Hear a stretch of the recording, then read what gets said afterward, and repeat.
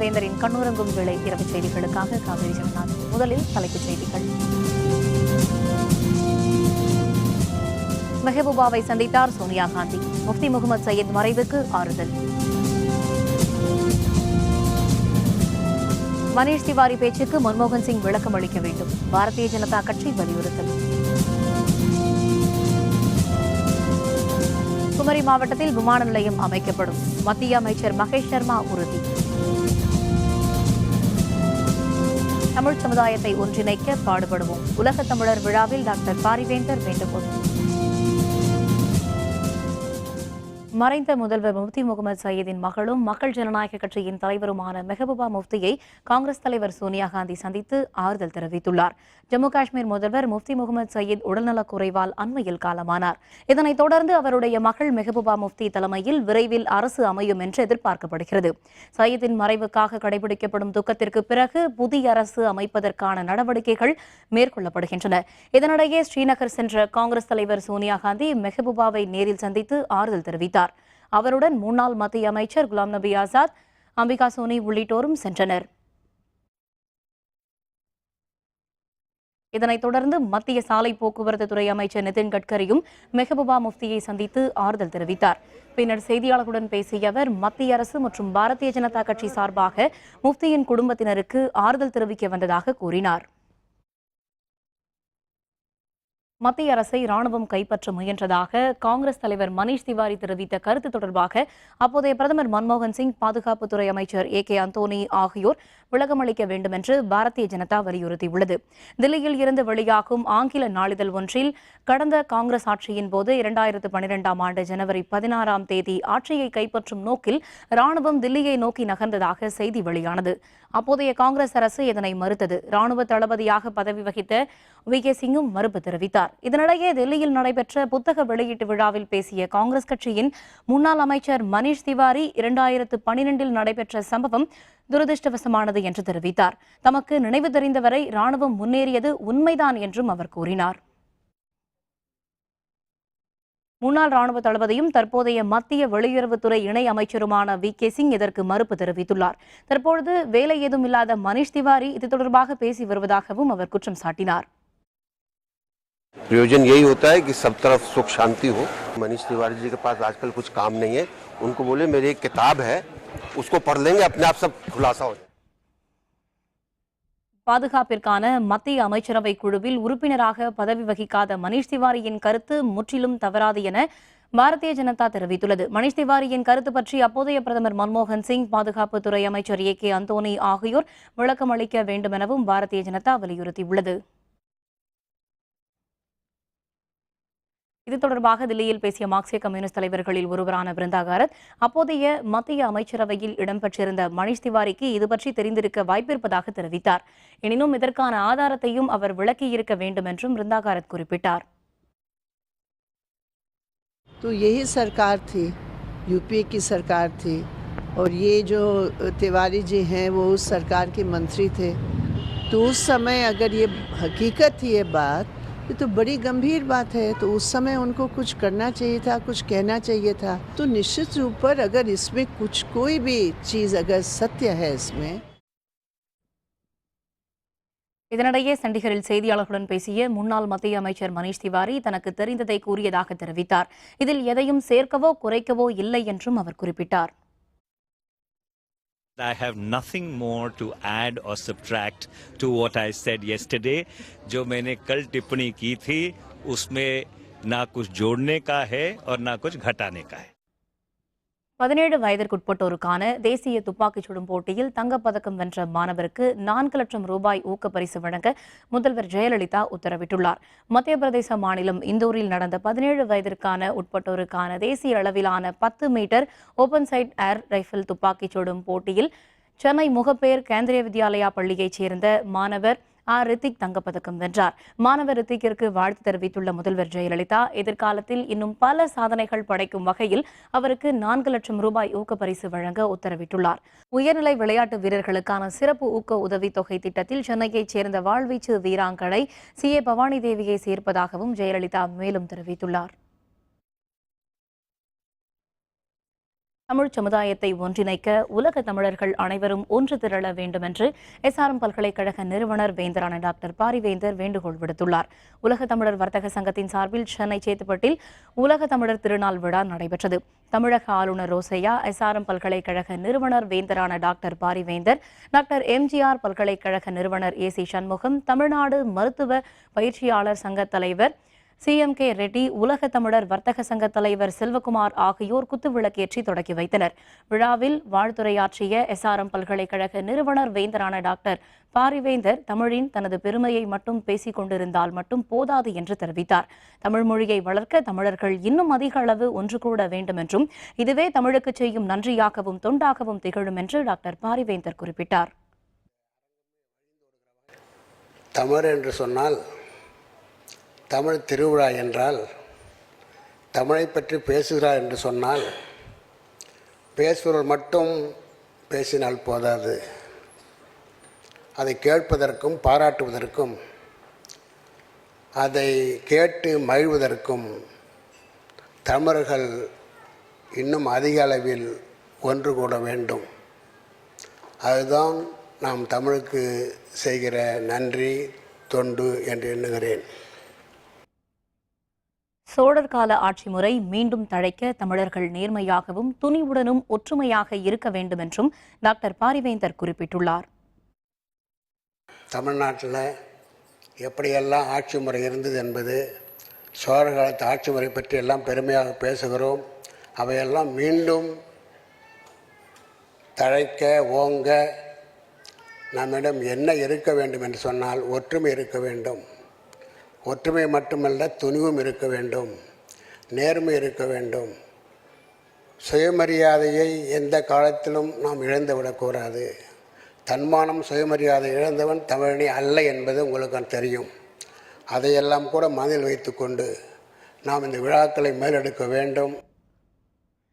விழாவில் பேசிய தமிழக ஆளுநர் ரோசையா, சிறந்த வாழ்க்கை முறை, சகோதரத்துவத்துடன் கூடிய நட்பு ஆகிய 2 முக்கிய கருத்துக்களை பழங்கால தமிழ் இலக்கியங்கள் வலியுறுத்துவதாகவும், தமிழர்களின் கலாச்சாரமே உலகம் முழுவதும் பரவி கிடப்பதற்கு அடிப்படையாக திகழ்கிறது என்றும் அவர் தெரிவித்தார். Ancient Tamil literature stresses on 2 important and necessary qualities of good living, namely universal love or fellowship and culture.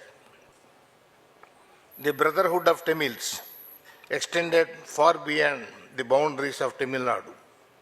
In fact, it embraced the population of entire globe. விழாவில் பல்வேறு துறைகளில் சாதனை புரிந்த தமிழர்களுக்கும், சென்னை பெருவெள்ளத்தில் சேவை புரிந்தவர்களுக்கும் பரிசுகளை தமிழக ஆளுநர் ரோசையா வழங்கினார். இந்த விழாவில் தமிழர் அமைப்புகள், திரையுலகினர் உள்பட ஏராளமானோர் கலந்து கொண்டனர். கன்னியாகுமரி மாவட்டத்தில் உள்ள சுற்றுலா தலங்களை மேம்படுத்த 100 கோடி ரூபாய் ஒதுக்கப்படும் என்று மத்திய சுற்றுலாத்துறை அமைச்சர் மகேஷ் சர்மா தெரிவித்துள்ளார். கன்னியாகுமரி மாவட்டத்தில் உள்ள சுற்றுலா தலங்களை ஆய்வு செய்வதற்காக மத்திய சுற்றுலாத்துறை அமைச்சர் மகேஷ் சர்மா 2 நாள் பயணமாக கன்னியாகுமரி வந்துள்ளார். விவேகானந்தர் மண்டபம், திருவள்ளூர் சிலை உள்ளிட்ட இடங்களை பார்வையிட்டு ஆய்வு மேற்கொண்ட அவர் பின்னர் செய்தியாளர்களுடன் பேசினார். சுற்றுலா பயணிகளை அதிக அளவில் வரவழைப்பதற்கு தேவையான நடவடிக்கைகள் எடுக்கப்பட்டு வருவதாக கூறினார். குமரி மாவட்டத்தில் விமான நிலையம் அமைப்பதற்கான நடவடிக்கைகள் மேற்கொள்ளப்பட்டு வருவதாகவும் மகேஷ் சர்மா தெரிவித்துள்ளார். We are working on how to, if we can have our airport. We have yesterday visited a site which is available, about 600 acres of the land is available there. We propose that we will consider it this also in the ministry. இலங்கையின் வெலிகாம பகுதியில் தமிழர்களின் மறுகுடியமர்வு செய்யப்பட உள்ளவர்கள் என இலங்கை அமைச்சர் அகண்டன் வேலுசாமி ராதாகிருஷ்ணன் தெரிவித்துள்ளார். சென்னை விமான நிலையத்தில் செய்தியாளர்களுடன் பேசிய இலங்கை அமைச்சர் அகண்டன் வேலுசாமி ராதாகிருஷ்ணன், இலங்கை ராணுவத்தின் கட்டுப்பாட்டில் உள்ள தமிழர்கள் வாழ்ந்த பகுதியான வெலிகாமவில் மீண்டும் தமிழர்கள் குடியமர்த்தப்பட உள்ளார்கள் என்று தெரிவித்தார். இதற்கான அதிகாரப்பூர்வ அறிவிப்பு வரும் பொங்கல் திருநாளன்று வெளியாகும் என்றும் அவர் மேலும் தெரிவித்தார். அரசாங்கம் இப்பொழுது மேல் குடியேற்றத்தை ஆரம்பித்திருக்கின்றது. உங்களுக்கு தெரியும், வலிகாம பகுதியிலே கிட்டத்தட்ட 700 ஏக்கர் இப்பொழுது விடுதலை செய்யப்பட்டிருக்கின்றது. அதே ஜனாதிபதி அவர்களும் பிரதம மந்திரி அவர்களும் எதிர்வருகின்ற பொங்கல் பண்டிகை அன்று ஒபிஷியலாக கொடுப்பதற்கான நடவடிக்கை எடுக்கப்பட்டிருக்கிறது. உச்சநீதிமன்ற உத்தரவின்படி ஜல்லிக்கட்டு நடைபெறும். மதுரை மாவட்ட ஆட்சியர் உறுதி. விவரம் விளம்பர இடைவேளைக்கு பிறகு.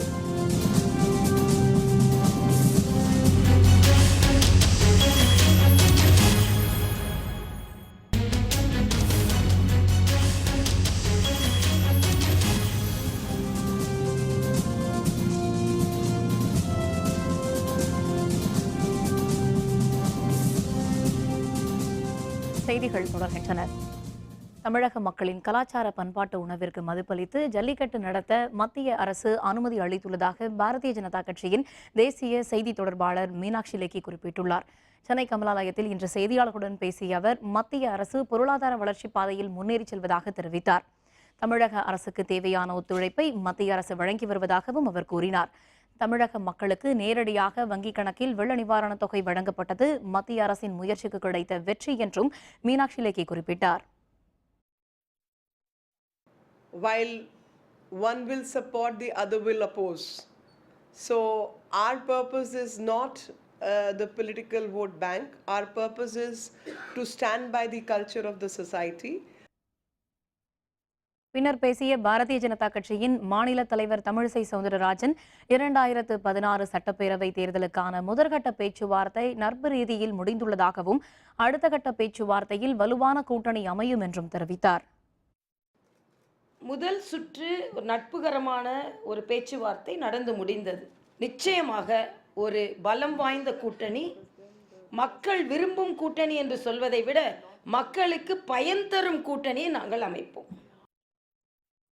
சென்னை கோயம்பேட்டில் பொங்கல் திருநாளுக்கான கரும்பு வரத்து குறைந்ததை அடுத்து ஒரு கட்டு கரும்பின் விலை 500 ரூபாய் வரை விற்பனை செய்யப்படுகிறது. விலை உயர்வால் கரும்பு விற்பனையும் மந்தமாக உள்ளது. இது பற்றிய விரிவான தகவல்களை தருகிறார் நமது செய்தியாளர் கோபிநாத். பொங்கல் திருநாள் நெருங்கி வரும் நிலையில் சென்னை கோயம்பேடு சந்தைக்கு வரும் கரும்பு வரத்து குறைந்தே காணப்படுகிறது. மழையினால் ஏற்பட்ட சேதம் காரணமாகவும் தமிழக அரசு நேரடியாக கரும்புகளை கொள்முதல் செய்தது காரணமாகவும் இந்த வரத்து குறைந்துள்ளதாக வியாபாரிகள் தெரிவித்துள்ளனர். மேலும் கரும்பு வரத்து குறைந்துள்ளதால் கோயம்பேடு சந்தையில் தற்போது கரும்பின் விலை உயர்ந்து காணப்படுகிறது. குறிப்பாக கடந்த ஆண்டை காட்டிலும் இந்த ஆண்டு 2 மடங்கு கரும்பு விலை அதிகரித்து காணப்படுகிறது. அதாவது 20 கரும்புகளை கொண்ட ஒரு கட்டின் விலை 200 முதல் 300 ரூபாய் விற்கப்பட்ட கரும்புகள் தற்போது 400 முதல் 500 ரூபாய்க்கு விற்கப்படுகின்றன. ஒரு கரும்பு 25 முதல் 30 ரூபாய் என விற்கப்பட்டது நிலையில் தற்போது 50 ரூபாய் வரை ஒரு கரும்பின் விலை விற்கப்படுகிறது. மேலும் பொங்கல் திருநாள் நெருங்கி வருவதால் கரும்பின் விலை மேலும் அதிகரிக்க வாய்ப்புள்ளதாகவும் வியாபாரிகள் தெரிவித்துள்ளனர். வெள்ளத்தால் இந்த சிதம்பரம், கடலூர், தஞ்சாவூர், திருவையாறு இதெல்லாம் கொஞ்சம் வெள்ளத்தில் கொஞ்சம் பாதிப்பு நிறைய ஏற்பட்டிருக்கு. போன ஆண்டுக்கு இந்த ஆண்டு எல்லா ஏரியாலும் கரும்பு போட்டிருக்காங்க. விளைச்சல் அதிகம் தான். கரும்பு 2 அடி கரும்பு கொடுக்க சொல்லியிருக்காங்களே சொசைட்டியில். அதனால் மார்க்கெட்டுக்கு வண்டி வர்றது கொஞ்சம் கம்மியாக வர்றதுக்கு வாய்ப்பு இருக்குது. தமிழர் திருநாளான பொங்கலை கொண்டாட கரும்பின் தேவை அவசியம் என்பதால் பொதுமக்களும் சிறு வணிகர்களும் விலையை பொருட்படுத்தாமல் கரும்புகளை வாங்கி செல்கின்றனர். வேந்தர் செய்திகளுக்காக சென்னை கோயம்பேட்டில் இருந்து ஒளிப்பதிவாளர் விஜயுடன் கோபிநாத். உச்சநீதிமன்ற உத்தரவின்படி ஜல்லிக்கட்டு போட்டிகள் நடைபெறுவது உறுதி செய்யப்படும் என மதுரை மாவட்ட ஆட்சியர் சுப்பிரமணியன் தெரிவித்துள்ளார். ஜல்லிக்கட்டு போட்டியை நடத்த அனுமதி அளித்து மத்திய அரசு அண்மையில் அறிவிக்கை வெளியிட்டது. இதனை அடுத்து வரும் 15ஆம் தேதி மதுரை மாவட்டம் அவனியாபுரத்தில் ஜல்லிக்கட்டு நடைபெற ஏற்பாடுகள் மேற்கொள்ளப்பட்டு வருகின்றன. இதனைத் தொடர்ந்து அடுத்தடுத்த நாட்களில் பாலமேடு மற்றும் புகழ்பெற்ற அலங்காநல்லூரிலும் ஜல்லிக்கட்டு நடைபெறுகிறது. இதையொட்டி மாவட்ட ஆட்சியர் சுப்பிரமணியன் அவனியாபுரம் மற்றும் பாலமேட்டில் ஜல்லிக்கட்டு நடைபெற உள்ள பகுதியில் ஆய்வு மேற்கொண்டார்.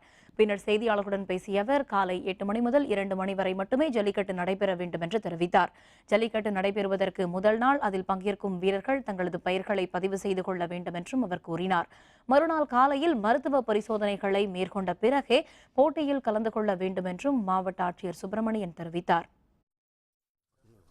குறிப்பாக மாடுபிடி வீரர்கள் 18 வயதிற்கு மேல் 40 வயதிற்குள் இருக்க வேண்டும்.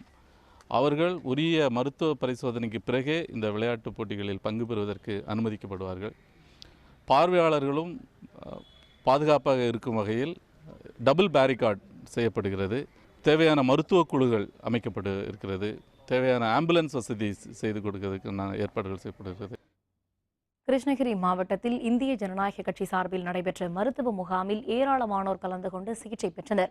இந்திய ஜனநாயக கட்சி மற்றும் ஹொசூரில் உள்ள தனியார் மருத்துவமனை இணைந்து கிருஷ்ணகிரி மாவட்டம் சென்னிச்சத்திரம் கிராமத்தில் இலவச மருத்துவ முகாமை நடத்தியது. இதில் மருத்துவ சிகிச்சை மட்டுமின்றி இலவசமாக இசிஜி, கண் பரிசோதனை, இரத்த பிரிவு பரிசோதனை உள்பட பல்வேறு பரிசோதனைகள் மேற்கொள்ளப்பட்டன. நோயாளிகள் உடல் பரிசோதனை செய்யப்பட்டு இலவசமாக மருந்துகளும் மாத்திரைகளும் வழங்கப்பட்டன. இந்த முகாமில் இந்திய ஜனநாயக கட்சியின் மாவட்ட தலைவர் அருண் கௌதம், நிர்வாகிகள், தொண்டர்கள் உட்பட ஏராளமானோர் கலந்து கொண்டனர். இங்கே மருத்துவ முகாம் நடைபெற்றிருக்கிறது. அதில் கலந்து கொண்டேன். கண் செக்கப்பு, பிளட் டெஸ்ட்டு, எல்லா டெஸ்ட்டும் பண்ணிகிட்டு இருக்காங்க. மிக நல்ல முறையில் நடந்திருக்கு. நானும் பயன்பெற்றுக்கொண்டேன். தேக்கம்பட்டியில் நடைபெற்று வரும் யானைகள் புத்துணர்வு முகாமில் யானைகளுக்கு வழங்கப்படும் நடைபயிற்சி அணிவகுப்பை மக்கள் ஆர்வத்துடன் வந்து பார்த்து செல்கின்றனர். கோயம்புத்தூர் மாவட்டம் தேக்கம்பட்டியில் கோவில் யானைகளுக்கான புத்துணர்வு சிறப்பு முகாம் நடைபெற்று வருகிறது. 48 நாட்கள் நடைபெறும் இந்த முகாமில் 30க்கும் அதிகமான யானைகள் பங்கேற்றுள்ளன. இதில் யானைகள் நடக்கும் வேகம், உடல் எடை குறித்து ஆய்வு நடத்தப்பட்டு அவைகளுக்கு நடைபயிற்சி அளிக்கப்பட்டு வருகிறது. யானைகளுக்கு அளிக்கப்படும் நடைபயிற்சி அணிவகுப்பை அங்குள்ள ஏராளமான மக்கள் ஆர்வத்தோடு பார்த்து செல்கின்றனர். ஒரு 35 யானையை ஒட்டுமொத்தமாக பார்த்து அதை வாங்கி போகிறது பார்க்க ரொம்ப சந்தோஷமா இருக்குங்க. அது மனசுக்கு ரொம்ப இதமாக இருக்கு. அது யானைகள் அப்படி போகிற போது அந்த யானைகள் செய்யக்கூடிய சேட்டைகள், அதோடைய விளையாட்டு அதெல்லாம் பார்க்குற போது ரொம்ப சந்தோஷமா இருக்கு. மனசுக்கு ரொம்ப இதமாக இருக்குங்க. அது வாக்கிங் போகிறதுங்கிறது வந்து யானைக்கு ரொம்ப மஸ்ட்டு. யானை வந்து சாதாரணமாக நம்ம இல்லாமல் காட்டில் இருந்ததுன்னா ஆவரேஜ் 30 கிலோமீட்டர் நடக்கும். அட்லீஸ்ட் நம்ம ஒரு 15ஆவது அதில் கிராஸ் பண்ணால் தான் நல்லாயிருக்கும். யானைக்கு அழகே நட தான். அந்த அழகு மாறி போயிடுச்சுன்னா அந்த ஜந்து வச்சுட்டு இருக்கோம். அதனால் வாக்கிங் ரொம்ப மஸ்ட்டு. வாக்கிங் எவ்வளோக்கு எவ்வளோ கொடுக்குறோமோ அவ்வளோக்கு நீண்ட ஆயுள் வரும் யானைக்கு. பொங்கல் திருநாளையொட்டி ஈரோட்டில் நடைபெற்ற கோலப் போட்டியில் ஏராளமான பெண்கள் ஆர்வத்தோடு பங்கேற்றனர். பொங்கல் திருநாளையொட்டி ஈரோடு மாவட்டம் ரங்கம்பாளையத்தில் உள்ள தனியார் பள்ளி ஒன்றில் கோலப் போட்டி நடைபெற்றது. இதில் ஈரோடு மற்றும் அதன் சுற்றுவட்டார பகுதிகளைச் சேர்ந்த 100க்கும் அதிகமான பெண்கள் ஆர்வத்தோடு பங்கேற்று புள்ளிக்கோலம், ரங்கோலி கோலம் என பல வகையான கோலங்களை வரைந்தனர். இதில் பறவைகள் பாதுகாப்பு, மரங்கள் பாதுகாப்பு, கண்தானம் செய்வதை வலியுறுத்துவது உள்ளிட்ட விழிப்புணர்வு கோலங்களும் இடம்பெற்றிருந்தன. போட்டியின் முடிவில் சிறப்பான கோலம் வரைந்த பெண்களுக்கு பரிசுகள் வழங்கப்பட்டன. மார்கழி மாதம் காலையில் நேரமாக எழுந்திருச்சு அந்த கோலம் போட்டால் அந்த காற்று நல்ல சுத்தமான ஆக்சிஜன் காற்று, அது சுவாசித்தா உடம்புக்கு ரொம்ப நல்லது. அதனால தான் நேரமாக எழுந்திரிச்சு கோலம் போடுறாங்க. இப்போ குனிஞ்சு நிமிர்ந்து அந்த கோலம் போடுறதுனால உடம்புக்கும் ரொம்ப நல்லது.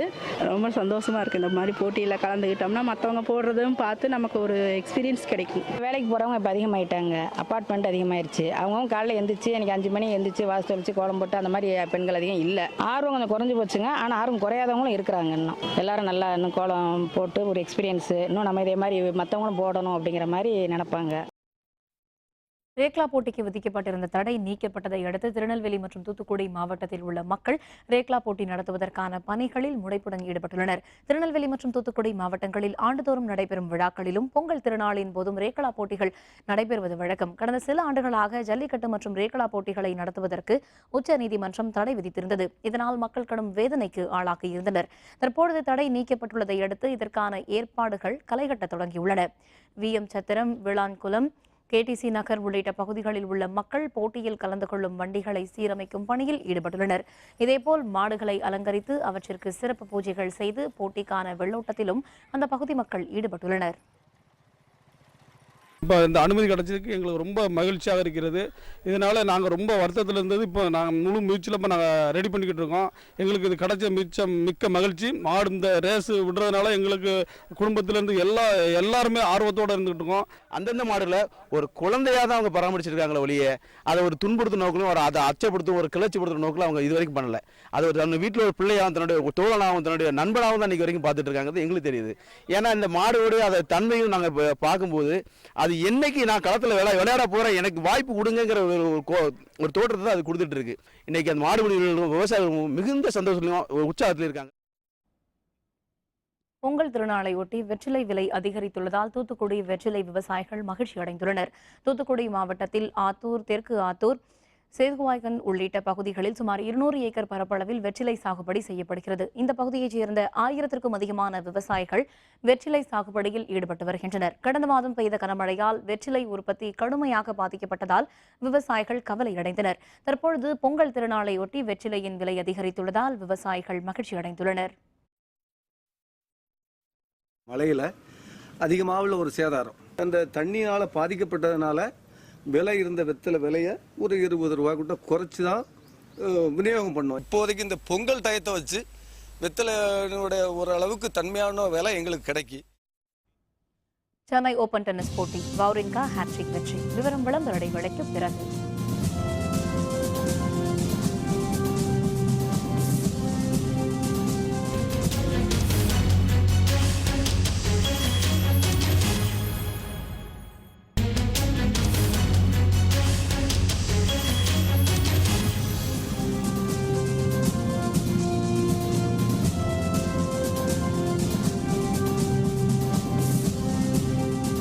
செய்திகள் தொடர்கின்றன. இனி அயலக செய்திகள்.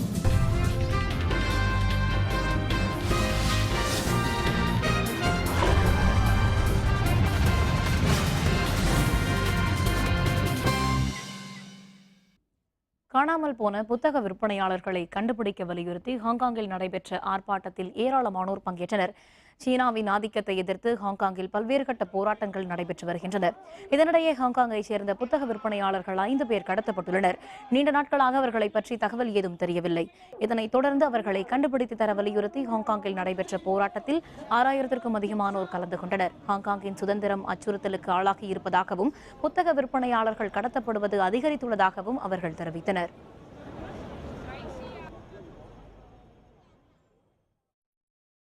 சீனாவில் நெடுஞ்சாலைகளில் தேங்கியுள்ள பனிப்படலத்தால் சாலை போக்குவரத்து மிக கடுமையாக பாதிக்கப்பட்டுள்ளது. வடமேற்கு சீனாவில் கடுமையான பனிப்பொழிவு ஏற்பட்டுள்ளது.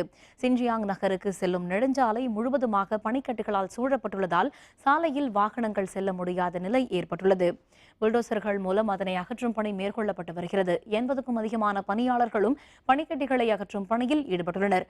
விரைவில் பனிக்கட்டிகளை அகற்றப்பட்டு போக்குவரத்து சீரமைக்கப்படும் என்று அவர்கள் தெரிவித்தனர்.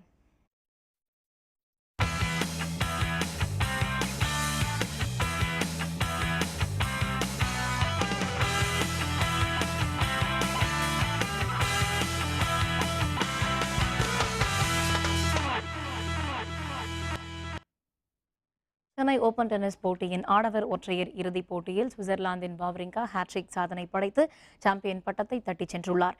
20வது சென்னை ஓபன் டென்னிஸ் போட்டி சென்னை STAT டென்னிஸ் திடலில் நடைபெற்று வருகிறது. போட்டி தரவரிசையில் முதலிடத்தில் உள்ள வாவ்ரிங்கா அரையிறுதியில் 3வது இடத்தில் உள்ள பிரான்சின் பெய்னட்பேரை தோற்கடித்து இறுதி சுற்றுக்கு முன்னேறினார். இன்றைய ஒற்றையர் இறுதிப் போட்டியில் நடப்பு சாம்பியனான சுவிட்சர்லாந்தின் வாவ்ரிங்கா குரோஷியாவின் போர்னோகோரிச் ஆகியோர் மோதினர்.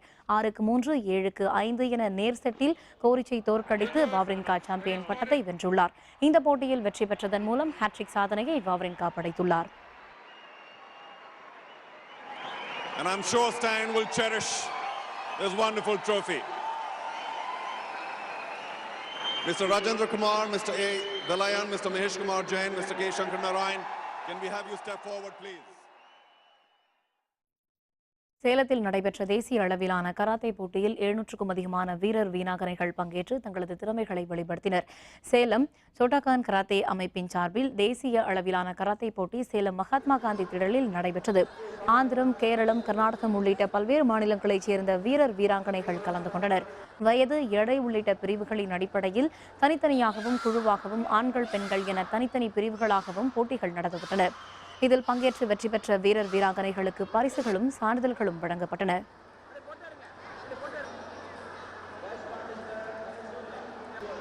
கராத்தே கத்துட்டு இருக்கேன். எனக்கு இது எனக்கு தற்காப்பா காப்பதுக்கோசரம் நான் கத்துட்டு இருக்கேன். எனக்கு எய்ம் பெரிய மாஸ்டர் ஆகணும்னு. இங்கே நிறைய பேர் இருக்கறனால ஒரு டோஜோலேருந்து இன்னொரு டோஜோக்கு எப்படி என்ன மாதிரி பண்ணுறாங்க, என்னென்ன மாதிரிலாம் இருக்குது அப்படின்னு நிறைய விஷயங்களெல்லாம் கற்றுக்க முடியுது. கராத்தே பொறுத்த வரைக்கும் ஜென்ஸுக்கு மட்டும்தான் நினச்சிட்டு இருக்காங்க. கேர்ள்ஸும் இதில் கற்றுக்கலாம், ஒரு பிரச்சனையும் இல்லை. கேர்ள்ஸ் ஒரு செல்ஃப் கான்ஃபிடென்ஸோட தங்களை காப்பாற்றிக்கிறதுக்கும் நல்லா இருக்கும். மீண்டும் தலைப்புச் செய்திகள். மெஹபூபாவை சந்தித்தார் சோனியா காந்தி. முஃப்தி முகமது சயீத் மறைவுக்கு ஆறுதல். மணீஷ் திவாரி பேச்சுக்கு மன்மோகன் சிங் விளக்கம் அளிக்க வேண்டும். பாரதிய ஜனதா கட்சி வலியுறுத்தல். குமரி மாவட்டத்தில் விமான நிலையம் அமைக்கப்படும். மத்திய அமைச்சர் மகேஷ் சர்மா உறுதி. தமிழ் சமுதாயத்தை ஒன்றிணைக்க பாடுபடுவோம். உலக தமிழர் விழாவில் டாக்டர் பாரிவேந்தர் வேண்டுகோள். இத்துடன் வேந்தரின் கண்ணுறங்கும் வேளை இரவு செய்திகள் நிறைவடைந்தன. மீண்டும் நாளை காலை 8 மணிக்கு இளங்கதிர் காலை செய்திகளில் சந்திப்போம். வணக்கம்.